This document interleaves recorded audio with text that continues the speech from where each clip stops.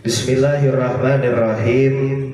Makalah atau kalam hikmah selanjutnya, Ibnu Athaillah di sini mengatakan la tafrahu kat-ta'ata. Jangan pernah merasa bahagia, jangan pernah merasa bunga, jangan. Ketika kita bisa menjalankan taat kepada Allah. Ya, bertolak belakang ya. Mengucap bahasa orang mah ambigu ya tadi. Makna ganda. Kalau Bapak ngajinya sebatas syariat, ini ambigu Pak. Kita bisa sholat, itu jangan pernah merasa bahagia bahwa kita mampu. Kita bisa taat, itu jangan pernah merasa bahagia itu karena kita mampu. Ibnu Athaillah mengatakan la tafrahu kat-ta'ata li'annaha barazat minka. Tapi berbahagialah wafrah biha li'annaha barazat minallah ilaika. Engkau bisa taat, engkau bisa ibadah, engkau bisa sholat, engkau bisa ngaji, engkau bisa melakukan sesuatu aktivitas yang bentuknya kebaikan. Minallah, itu dari Allah Pak. Takdir Allah itu. Qada dari Allah. Emang ada kan ayatnya? Ayat dalam surat Yunus. Qul bifadlillah birahmatihi fabidzalika falyafrahu. Intinya apa? Jadi gini ya. Kalau di dalam penjelasan ini disebut begini Pak. Jadi ya. Amal yang meruntuhkan pahala kita itu ketika kita mengatakan bahwa kita mampu. Ayo cina orang ngaji, ayo ngaji, ayo orang sholat, ayo orang sholat. Ayo cina orang melakukan amal kebaikan, ayo cina. Nah mampu na orang, nah eta Pak anu ngagerus amal pahala teh. Jadi yang menggerus amal pahala kita itu karena kita merasa mampu. Bukan karena ya Allah, aku bisa sholat, alhamdulillah aku sudah bisa ditakdirkan. Nah eta karena eta kalam hikmah. Makanya kalam hikmah ini tolong rada dibukanya. Ini masalahnya saya agak rumit ya Pak nggak bahas. Nah, iya larina karena kono jeung kodar gitu. Iya lari pembahasan iya teh lari kepada kodo dan kodar. Iya rada dibuka otaknya, dibuka hatena supaya masuk ya Pak. Karena kalau kesalahan sedikit saja, ini nanti akan acak-acakan nih di sini Pak. Maksudnya bagaimana kan gini? Kodo itu kalau misalkan secara bahasa kembali ke doksri ya. Jadi gini, kodo itu sesuatu yang belum terjadi. Namun bahasa tauhid mah zaman ajali. Berarti itu. Eta kodo gitu banyak. Ya, orang-orang supaya gampang ya. Coba saya dirangkum ya. Ingat, ketika saya berbicara tentang kodo itu berarti sesuatu yang belum terjadi. Namun bahasa keren mah zaman ajali. Berarti itu. Ya, Lauhul Mahfuz. Eta tulisan. Kodo. Kodar itu sesuatu yang sudah dikerjakan.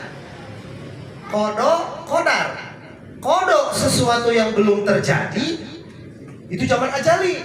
Berarti tulisan kita di Lauhul Mahfuz. Kodar itu sesuatu yang sudah dikerjakan. Di dalam surat Al-Hadid ayat 22 itu Bapak silakan Pak. Ma asoba min musibatin fil ardi wala fi anfusikum illa fi kitabim min qabli. Ma asoba, apapun itu yang sudah terjadi di dunia, musibatin fil ardi wala fi anfusikum, dan apapun yang sudah menimpa dirimu, illa fi kitabim, semuanya sudah tertulis Pak di Lauhul Mahfuz. Anbaruha inna dzalika 'ala Allahi yasir. Sesungguhnya Allah itu mudah. Gini Pak, getolna ngaji urang ya. atau maneh bakal cilaka, eta teh sebenarnya mah qadar ti Allah. Kodok ti Allah, ketetapan Allah teh situ Pak.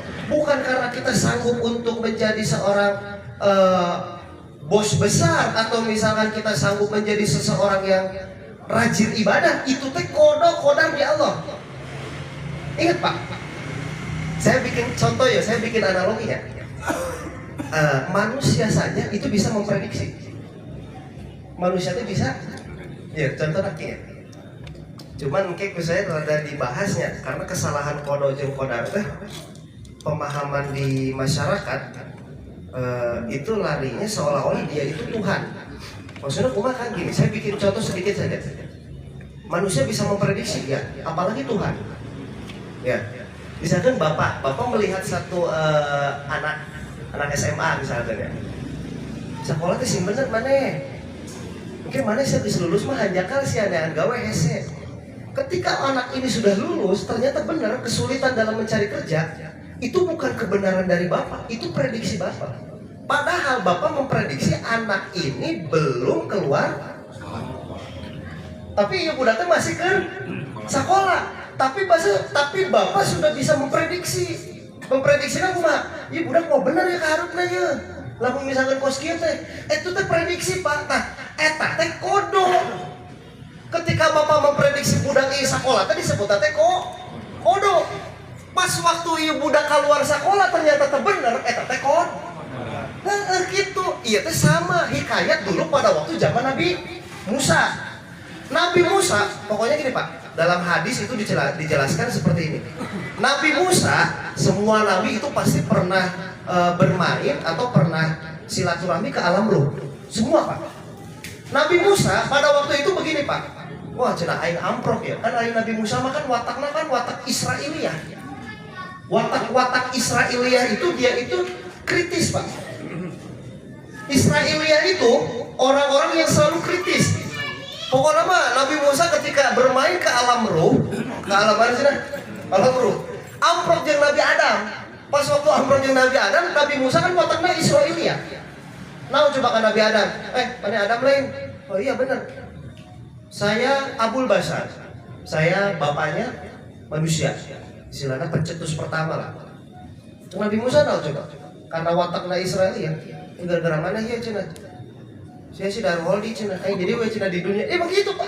Emang redaksi bahasanya gitu. Jadi seolah-olah Nabi Musa itu menjustifikasi, gara-gara siapa? Aing jadi keluar di surga cina, riweuh aing hidup di dunia teh. Nabi saha? Musa, Nabi Musa kan Nabi Adam gitu Pak. Nabi Musa tak.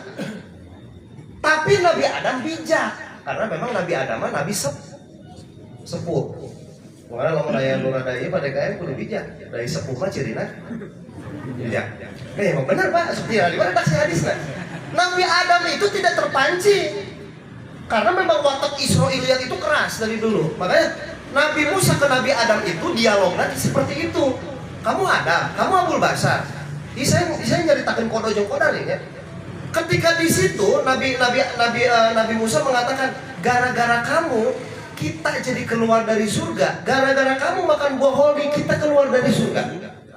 Jawaban Nabi Adam mau coba Pak. Nabi Adam menjawab begini. Semua ketentuan itu sudah tertulis di Allah. Semuanya. 40 tahun sebelum kejadian aku memakan buah holdi, itu sudah tertulis di Lauhul Mahfuz. Ayo mana arek protesnya ke Allah. Kodok Pak, kodok-kodar itu gitu. Jadi kodok-kodar itu seperti itu. Maksudnya kumaha kan? Gini. Kesalahan di kita ketika membicarakan kodok dengan kodar, ingat Pak, membahas kodok dengan kodar itu tujuannya untuk mengimani nah itu. Lamun bahasana, lamun nih. Ini saya coba dengan nada pelannya supaya gampang dipahami. Ingat Pak, berbicara kodok, berbicara kodar itu tujuannya untuk mengimani. Ingat, bukan menghakimi. bukan menghakimi. Tujuan orang ngebahas kodok-kodar teh mengimani segala ketetapan dari Allah, lain menghakimi. Karena jelema mah biasana tujuanna teh maksudnya kumaha cenah Kang kieu. Menghakimi manusia itu seolah-olah itu yang memutuskan mana kodok mana kodar saha urang Pak. Lamun Bapak ngaji berbicara kodok kodar, terus Bapak menghakimi, kadituna teh Bapak teh seolah-olah yang paling tahu. Kudu nama iya kodok teh ieu. Kudu nama kodar teh ieu cenah. Berarti anu jadi Tuhan saha? Urang teh kesalahan teh. Makanya punten Pak, dalam redaksi hadis tentang sosial atau tentang kodok-kodar itu biasanya Kanjeng Nabi itu mengatakan 2 kali. Maksudnya kemana Kang mengatakan 2 kali? Begini Pak, ketika ada satu orang berbicara atau berdebat dengan kodok dan kodar, misalkan Pak Arif ngobrol jadi Pak DKM, yo, orang teh cenah geus ditakdirkeun maksiat kos kieu cenah, kodona geus kos kieu, kodar lagi geus seperti kieu cenah, geus ditulis cenah di Lauhul Mahfuz da. Sok berapa cara Pak? Punten Pak. Iya rada agak dalam ya bahasanya. Gini Pak, kodok, ingat kembali dari karena Dok Selino tadi, kodok itu sesuatu yang ajali. Lamun kodar sesuatu yang sudah terjadi. Lamun Bapak menghakimi, Bapak bakal bicara begini, harusnya ya Allah, aku tuh begini. Jadi sia gini nganu Allah teh. Kan tujuanna kodok jeung kodar teh mengimani ketetapan Allah nu ku Allah geus ditulis. Bapak ge bisa memprediksi, ya budak teh bener ya 20 tahun deui ge. Ayeuna ada orang satu mengerjakan naon Pak? Maksiat. Terus mainnya ngomong kieu, oh nya urang geus ditulis di Lauhul Mahfuz bahwa urang teh geus ngalakukeun maksiat. Orang kalau udah berbicara seperti itu tinggalkan Pak. Karena apa? Ketika berbicara tentang masalah kodok dengan kodar, punten ya. Pak, otoritas kita itu bukan ke sana. Yang paling bahaya berbicara kodok dengan kodar tanpa ilmunya, ya Pak, diskusi kodok dengan kodar itu bisa meruntuhkan kepercayaan kepada Tuhan. Jadi apa sih? Sok orang runtuh ke siapa? Benar kan yang mabok?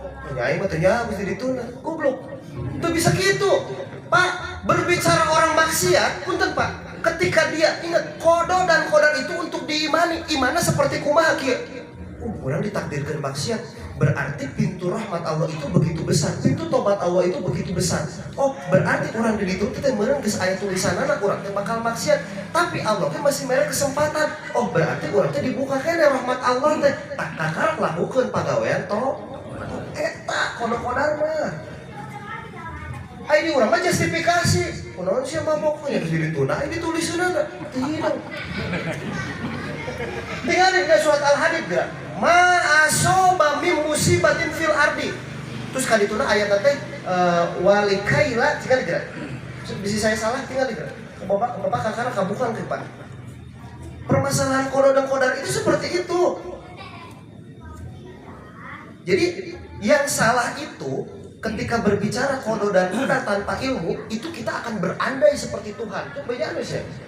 Kalau sih aing teh jadi kieu nya. Kudu nama cenah ya Allah urang teh kieu. Itu teh sudah masuk kita Pak ke dalam pikiran filosofi bahwa kita teh jadi Tuhan. Bedanya we. Kudu nama kodok teh kieu, kudu nama kodar teh kieu. Siapa jadi sia geuningan anu etakeun kodok jeung kodar teh. Ingat tujuan kodok dengan kodar itu untuk diimani, bukan dihakimi. Ayo cenah aing boga babaturan, cenah babaturan teh pinter di sekolah. Tapi teh jadi nanaon? Ari aing sakola cenah tara asup, tapi aing jadi ayeuna cenah karyawan. Oh, beda. Karena aing jelema nu seperti kitu. Bapak oge geus bisa memprediksi. Oh nya meureun cenah bae mah pinter ge cenah teu boga relasi. Ai urang mah cenah daek silaturahmi. Walaupun orang bodoh di sekolah tapi urang daek silaturahmi. Berarti orang bakal naon, bakal gampang. Modelan kieu. Ieu budak cenah teu pinter tapi daekan cenah. Ieu engke kaharupna cenah bakal tere cenah loba naon teh. Babaturanna Bapak saja sudah bisa memprediksi. Apalagi Tuhan, apalagi Allah yang sudah menulis di sana. Tapi kesalahan di kita karena tidak punya ilmunya, seolah-olah kita ini berandai menjadi Tuhan.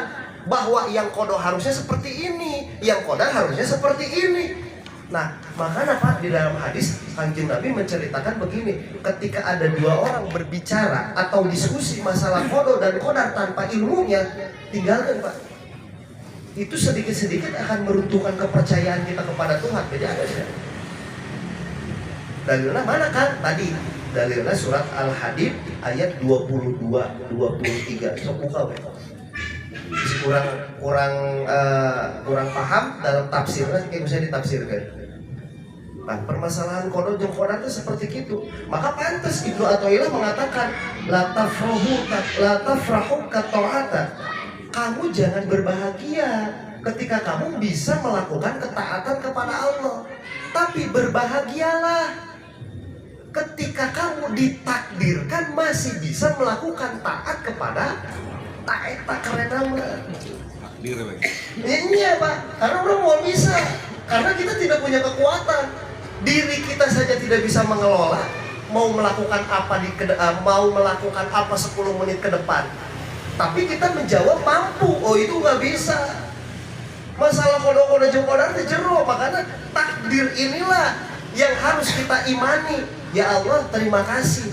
Nah, ieu lompat tadi. Wah, cara syariat menekan cara. Ya, syariat itu penting. Saya beberapa kali mengatakan ya di dalam pengajian saya, Pak, orang yang mengatakan syariat tidak penting sesungguhnya orang itu tidak mengerti. Maksudnya bagaimana? Gini Pak, rukun iman itu implementasi dari rukun Islam itu implementasi dari rukun iman. Iman itu hati, prakteknya rukun Islam. Ketika Bapak mengatakan niat, maka diimplementasikan oleh rukun Islam. Islam itu praktek, iman itu kepercayaan. Maka nanti BK iraha oke lamun Bapak hayang bukti malaikat mau bisa. Iman kepada Allah, iman kepada malaikat, iman kepada takdir, iman kepada kodo, iman kepada kitab, itu bagian kolbu. Rukun Islam itu dipraktekkan oleh tubuh. Tah tubuh itu sebutnya syariat. Ingat, ayo ulah ngaclok lah mencek urang nya ulah ngajleng ya. Ari ngaku Islam. Tapi Islam itu dilakukan, iman yang penting orang iman. Oh itu udah satu kesalahan. Itu nggak bisa ditoleransi seperti itu Pak. Orang ini sudah masuk ke dalam ranah kesalahan yang luar biasa. Mafsadat, ruksak jelema nu kitu teh. Ruksak bisa ada jelema nu kitu teh. Ingat, seperti ini saya benar setuju Pak. Ya seperti kiai Pak. Kalau belajar syariat ya Pak. Kalau kita belajar syariat itu pasti akan ada versi tandingan. Versi aja Pak. Semua Pak. Bapak kalau belajar syariat itu akan ada versi tandingannya. Yang versi aja nah tandingan. Oh, berapa cerakan ini. Belajarnya ya. Saya tidak menyalahkan ya. Saya tidak menyalahkan orang-orang yang berdakwah di bidang kesehatan. Itu bagus. Secara syariat itu bagus. Tapi kalau secara tasawuf, ma'rifat itu mungkin akan ada studi banding. Gini Pak, di Quran itu Allah mengatakan wasjud waqtarib. Artinya apa coba Pak? Sujudlah engkau, maka engkau akan dekat kepadaku. Wasjud waqtarib. Di Quran itu tidak ada kalimat wasjud waqtasud. Sujudlah engkau, maka engkau akan sehat. Pembacaan ayat. Nah, kalau syariat itu pasti akan digali Pak. Kalau syarat itu pasti akan digali. Modekan kieu. Mana sholat cenah, mana jantung mana bakal sehat. Cek saha. Cek orang-orang anu Pak. Cek orang-orang anu berkiblat melalui kesehatan. Saya tidak mempermasalahkan, Bapak silakan. Tapi tetap kalau saya pakai kacamata tasawuf, ini perbandingan kita. Sujudlah, maka jantungmu akan sehat. Cek syariat gitu cenah. Ketika Bapak nanti sujud, ternyata cek Bapak teh kieu. Aing cenah sujud wae kan, tapi cenah teu ngepek ka jantung urang. Anu ngepek nanti naon cenah? Senam yoga cenah isuk-isuk cenah poe Minggu. Aing sih eta jadi versi tandingan eta. Terus Ayo cenah ruku aja cenah tapi teu ngepek angker we cenah sing sireumeuh. Terus anu mata cager sing sireumeuh teh cenah lain ku ruku naon sih? Lempang cenah. Itu versi tandingan, Pak. Tapi kalau misalkan Bapak punya dua opsi seperti saya, Bapak ilmu syariat kudu punya, ilmu hakikat, marifat kudu punya. Ingat, kalau Bapak sujud terus tidak ngefek ke jantung Bapak, tidak ngefek ke kesehatan Bapak, ingat Pak ayat Al-Qur'an, wasjud waqtarib. Sujudlah engkau. Maka sesungguhnya engkau akan dekat dengan, tidak ada kalimat wasjud waqtasu. Sujud mana yang mana bakal sehat.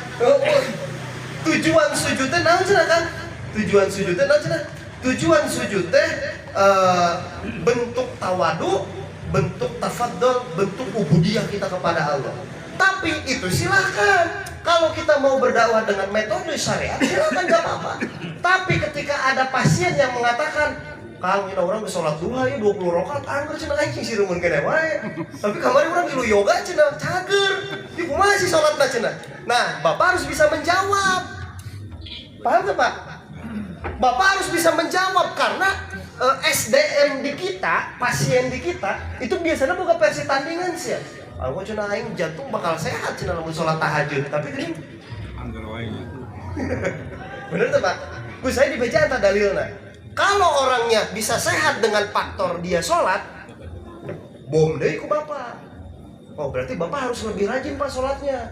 Tapi kalau misalkan sholatnya tidak angger tengepek gitu nya, ku Bapak oke timpa deh ku ilmu eta. Pak, kalau misalkan tidak ngepek ya sudah. Karena memang di Qur'annya pun wasjud waqtarib. Sujudlah engkau waqtarib, maka engkau akan dekat dengan kepadaku. Jadi jangan sampai menjadi bola liar si pasien. Dan saya ke sarua. Lamun misalkan begitu, iya Pak punten. Metode dakwah itu memang harus Pak. Saya coba bikin satu. Ini benar kan? Saya kan kemarin sering ngobrol kan. Pak, orang-orang dulu konsep ilmu tauhid itu akan selalu menyesuaikan dengan perkembangan zaman. Lamun baheula Pak, dulu lamun teu mawa isim, teu yakin. Bener. Iya hati teh mang ragu. Mawa isim dulu nggak yakin Pak. Lamun zaman ayeuna mah mawa ATM, mawa HP teh yakin. Itu nggak ada beda. Secara konsep tauhid itu sama. Maknanya sama Pak. Kita ragu, kita mang lamun misalkan memangkatan teu mawa. Tapi kalau baheula mah lamun mang ragu teh teu mawa isim. Padahal mah sama saja tujuannya. Tauhidnya sama, bener gak Pak? Dari dulu pelajaran tauhid itu sama. Itu tauhid. Makanya kan dakwah itu memang sifat dunia itu yang memang berubah Pak. Dimensinya itu akan selalu berubah. Fikih kontemporer, kekinian. Tasawuf kontemporer. Sok saya jamin. Dulu tasawuf itu nggak ada Pak. Model pembahasan seperti cenah Imam Malik dong. Cenah mana boga motor, cenah mana boga mobil, itu nggak ada. Tapi kita pakai konsep tasawuf kontemporer kekinian. Apa?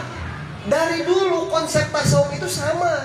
Jangan pernah memasukkan urusan dunia ke dalam hati. Bukan tidak boleh punya, tidak boleh mengawinkan urusan dunia ke dalam hati.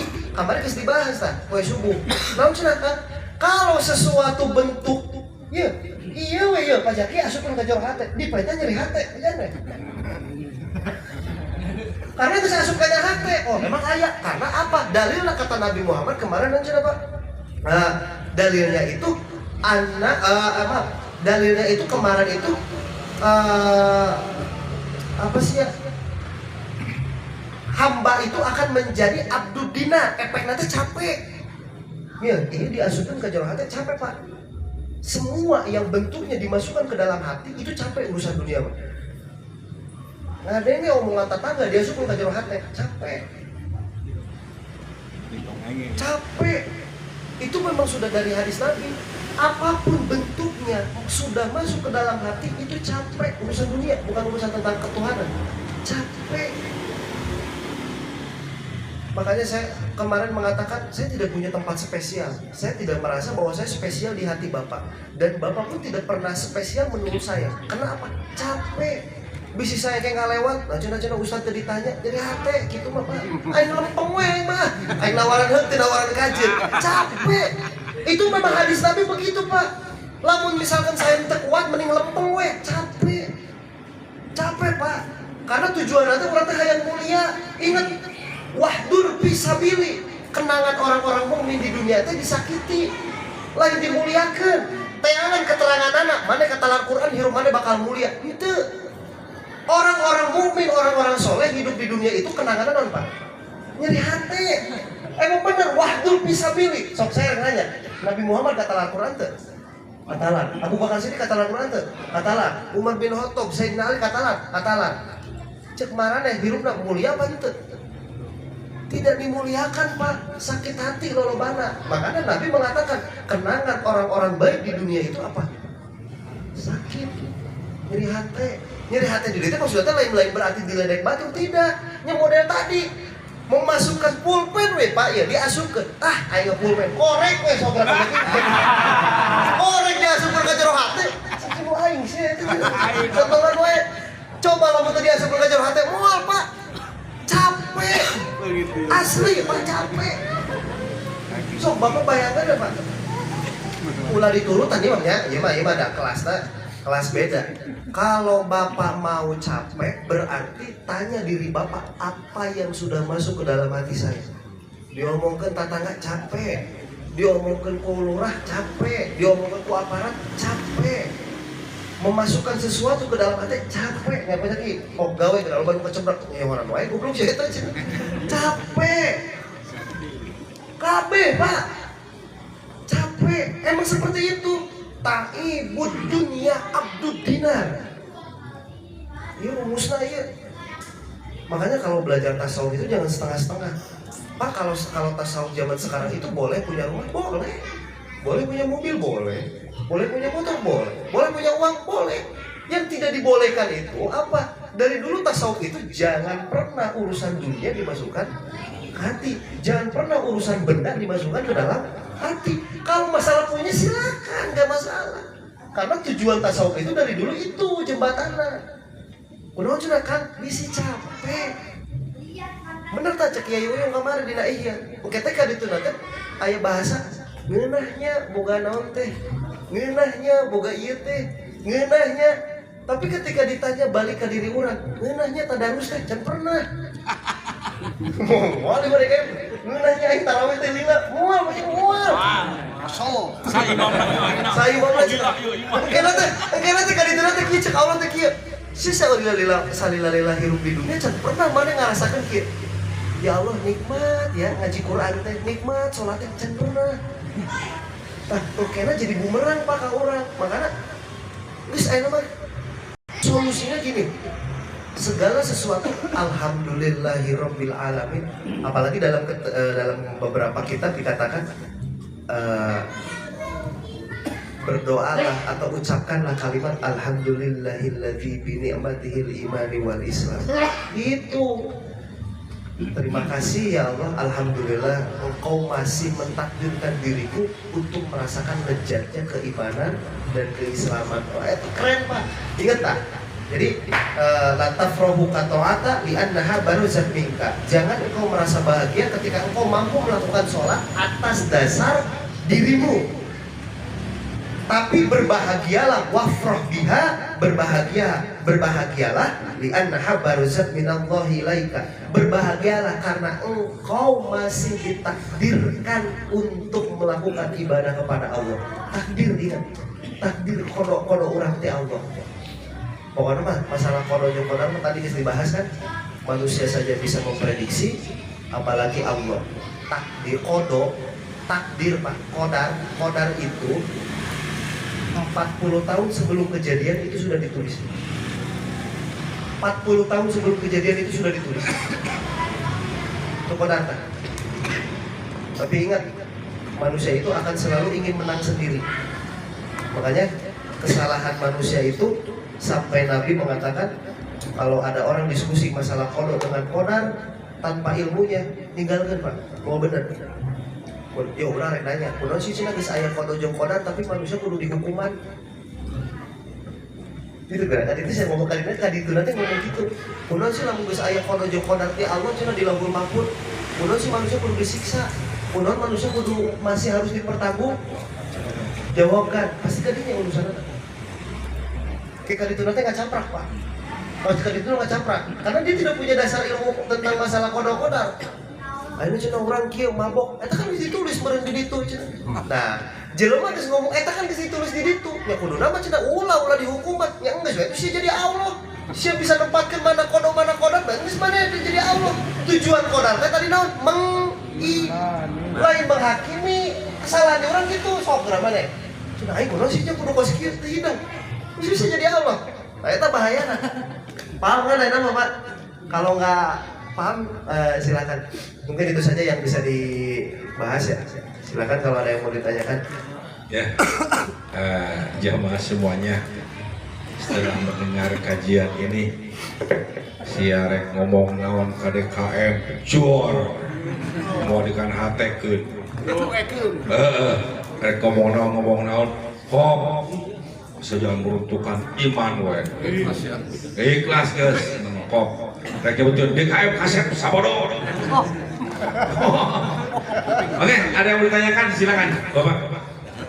Kaitan dengan qada dan qadar. Ayah, silakan. Ulah nuduh ka batur.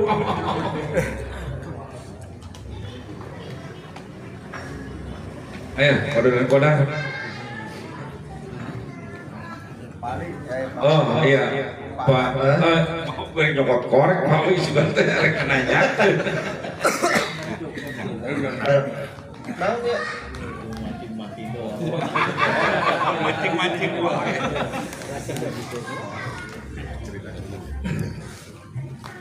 Bismillahirrahmanirrahim. Assalamualaikum warahmatullahi wabarakatuh. Kasihan Pak DKM manggil-manggil terus ya.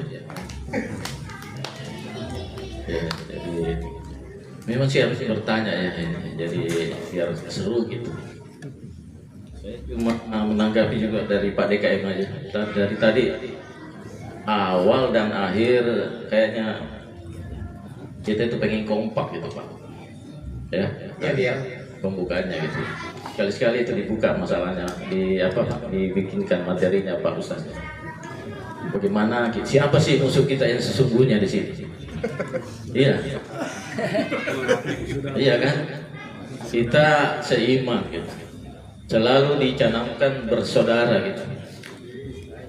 Ya, kita itu bersaudara gitu. Ada yang sakit kita bacakan doa.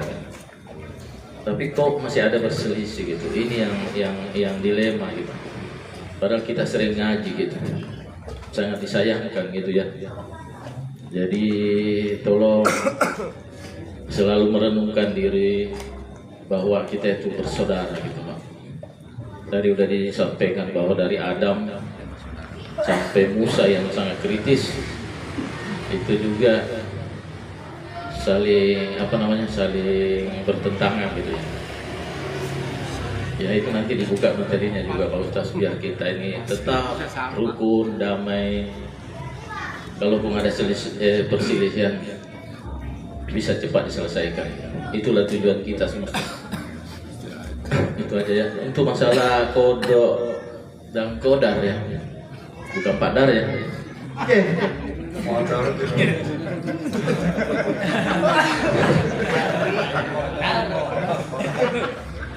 Jadi gini, kodok itu tadi disampaikan Pak Ustaz.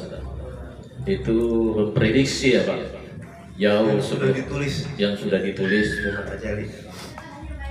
Tadi sangat hati-hati banget menyampaikannya karena memang kalau salah kita mentuhankan diri ya Pak. Iya, seolah-olah kita menjadi Tuhan Iya. menempatkan kodok dan kodok Iya. sesuai kita. Jadi bagaimana kalau kita memprediksi diri kita bercita-cita atau berangan-angan. Nah ini kan umum bagi seseorang ya makhluk bahwa dia punya suatu keinginan gitu. Nah itu kalau dikorelasikan ke kodo tadi seperti apa itu Pak? Itu boleh.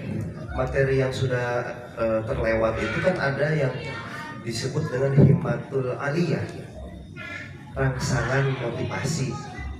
Manusia itu boleh untuk bercita-cita, tapi jangan sampai manusia itu menanyakan, saya cita-cita ingin jadi dokter, 35 tahun saya jadi dokter, boleh ya kira-kira ya. Nah itu juga boleh. Itu kayak seperti kemarin kan, mengkonsep itu boleh, menabung itu boleh. Tapi ketika Bapak sudah menabung, terus Bapak sudah terkumpul uang banyak tuh hasil nabung, akhirnya Bapak mengatakan, harmonya saya yang bukan disakin. Itu sudah mempertanyakan. Nah itu sudah tidak boleh. Ranah Tuhan itu di situ. Kalau Bapak mengatakan seorang yang nabung punya uang akan menjadi kaya, tiba-tiba tidak kaya, nah inilah makanya timbullah di situ stres. Silakan kalau mau konsep, Bapak mau memanage kehidupan silakan.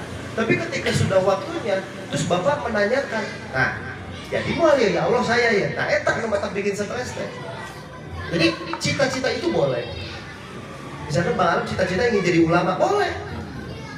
Cita-cita ingin jadi dokter, boleh. Cita-cita ingin jadi wali, silakan. Tapi ingat Bang Arab, ini jailun ikon. Allah itu menyukai orang-orang itu yang sifatnya profesional. Profesional itu apa? Profesional itu adalah orang yang menekuni di bidang itu. Lain tukang bengkel tiba-tiba jadi ulama. Itu profesional itu mah. Dasar jadi ulama mah kudu ngaji, pesantren, kitab, tahajud. Ini lagi banyak. Masih orang yang akhirnya mau diganti cita-cita. Orang cita-cita yang bisa ngaji kitab Ihya Ulumuddin, pesantren tuh. Tiba-tiba hayang non. Baca gigi, itu tidak ikon, tidak profesional. Ingat Pak, syarat jadi nabi itu harus ikon. Ikon apa? Dihajar ekonominya dulu, dihajar keluarganya dulu, dihajar istrinya dulu, dihajar anaknya dulu. Ikon. Sok bapak kaji gitu.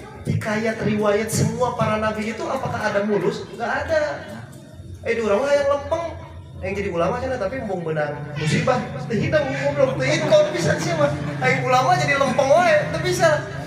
Jadi orang yang berpengaruh itu memang harus profesional itu harus dihajar. Nah ini Bang, jadi kelemahan di kita itu terkadang kalau sesuatu menimpa diri kita ya, sesuatu itu menimpa diri kita itu biasanya kalau benar itu tidak mau.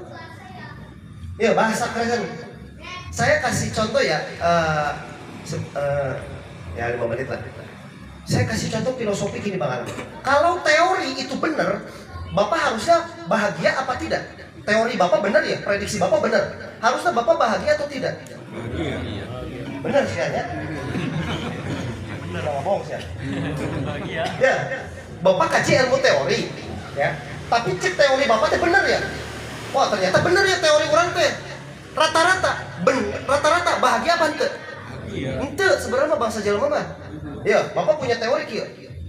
Misalkan ya, teori istri Bapak mengatakan kieu, salaki aing mun beunghar mah nyandung sia. Benar ternyata tah teorina teh tah beunghar. Kira-kira nya cek pemajikan teh dari apa ente? Padahal teorina bener. Goblok cenah bener cenah ieu cenah geus beunghar itu bener.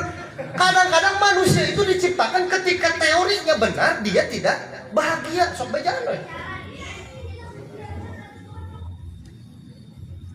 Ini mana? Tak teori jelema teh gitu. Oh pemain nyieun teori benernya terbukti lah. Tapi naon ketika sesudah kejadian naon? Goblok sia nya. Ya geus mulai lieur deui ya dibawa kana filsafat ya. Tapi memang begitu Pak, kata Syekh Ibnu Athaillah As-Sakandari memang begitu. Manusia itu kalau berteori dan teorinya terbukti 100% benar, itu biasanya dia tidak terima. Boleh kan kira? Si Eta cenah ke lamun geus beunghar cenah mau lagi ulin jeung urang. Encan beunghar naikna. Ternyata bener yo, beunghar. Ucuk aing ge nya. Bener enggak? Eta teh mana teh berteori, teori mana bener tapi gobloknya. Mobil mah teu kitu sia. Cenah teori mana bener eta kuduna mana teh bahagia. Ilmuwan mah lamun teorina bener kieu, Pak. Para ulama lamun teorina bener kieu. Seperti para wali ya, cek Tuan Syekh Abdul Qadir. Teori misalkan ciri-cirina oh iya jadi wali ya. Ternyata benar jadi wali. bahagia. Ayo di orang menteu. Orang-orang yang ilmunya tidak sampai, ketika dia berteori dan teorinya benar, malah malik. Wah, cenah itu percaya cenah. Si anu baheula berteori bener, anu sih percaya Mas. Nah, kesalahan kita itu begitu balalan. Ingat, cita-cita itu harus boleh dan harus. Apalagi kita di syariat wajib itu. Kita ingin begini silakan. Terus Bang Alam punya teori. Nanti kalau misalkan begini, sekolah begini, oh nanti kedepannya itu akan mudah untuk mencari pekerjaan. Silakan berteori. Tapi kalau nanti kamu sudah menjadi pejabat, kamu jangan begini ya. Takutnya nanti begini. Karena saya takut kalau nanti sudah jadi pejabat, kamu begini. Ternyata benar tak teori Bang Alam tuh. Cuk aing bener sih eta jadi dolim jadi pejabat Pak. Berarti teori Bang Alam benar tak? Ketika sudah benar berarti ini apa yang harus kita sikapi ketika kita berteori benar. Kodar Allah memang sudah seperti ini. Gitu Bang Alam. Oh iya, udah jauh Pak. Ya mungkin udah lah. Mungkin itu saja. Semua benar kan itu nih. Mungkin itu saja yang bisa disampaikan. Karena memang agak kurang ini ya. Kita terasa udah jam 9 nih. Bisa jam 2 ya ngaji teh. Betul mana ngaji teh setengah jam lah Pak. Bisa jam wae. Udah tutup saja sekian.